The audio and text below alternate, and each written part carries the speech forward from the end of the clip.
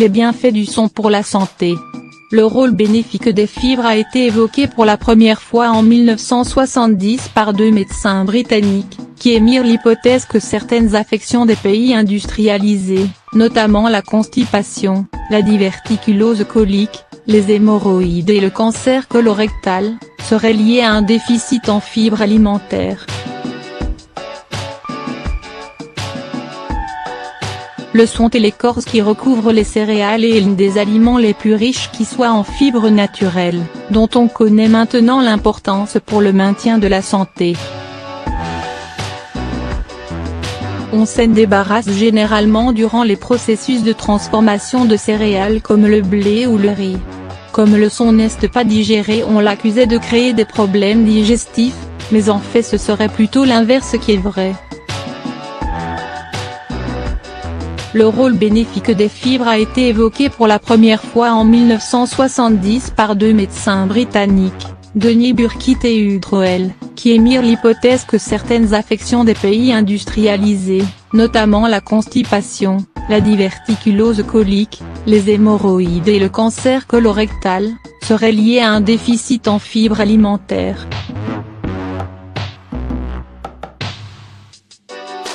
Le système digestif est conçu de telle façon qu'il fonctionne normalement lorsque la diète est composée d'une quantité suffisante d'aliments qui produisent des déchets. Ces déchets ont la caractéristique de pouvoir absorber de larges quantités d'eau et favorisent ainsi la formation de sels molles. Le son est donc un remède spécifique de la constipation qui agit de façon naturelle et produit son action lentement, après quelques jours d'utilisation.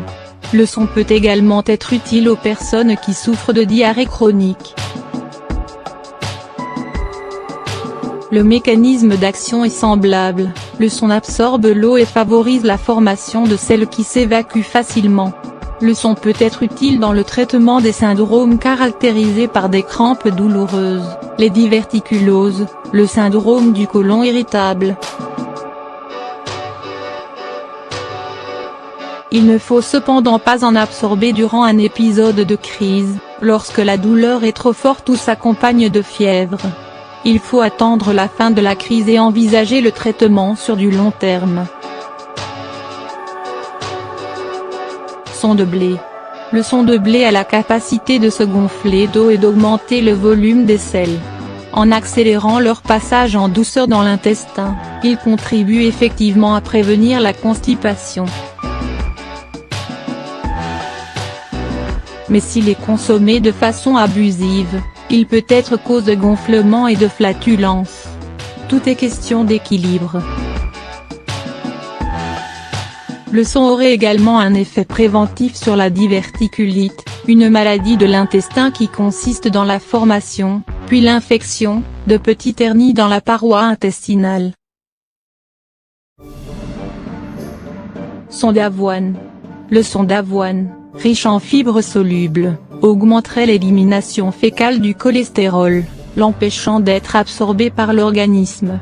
Certains spécialistes pensent que le son d'avoine abaisse directement le taux de cholestérol sanguin.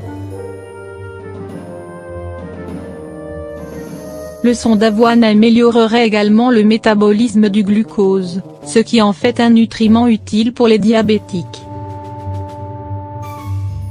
Son de riz.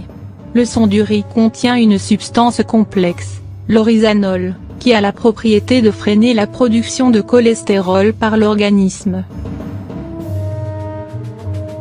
La structure chimique de ce complexe ressemble d'ailleurs à celle des médicaments destinés à faire baisser le taux de cholestérol.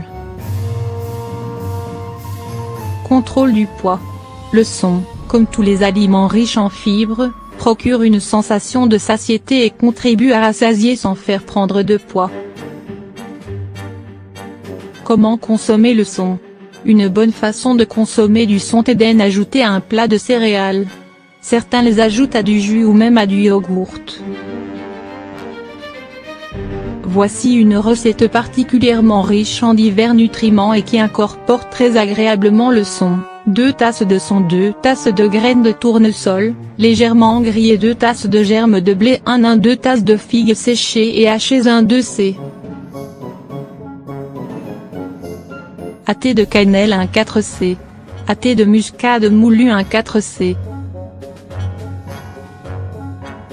à thé de clous de girofle moulu 1 tasse d'amandes grillées et râpées grossièrement 1 tasse de graines de citrouille, facultatif. Mélangez tous les ingrédients, versez-les dans un récipient bien hermétique et gardez au réfrigérateur.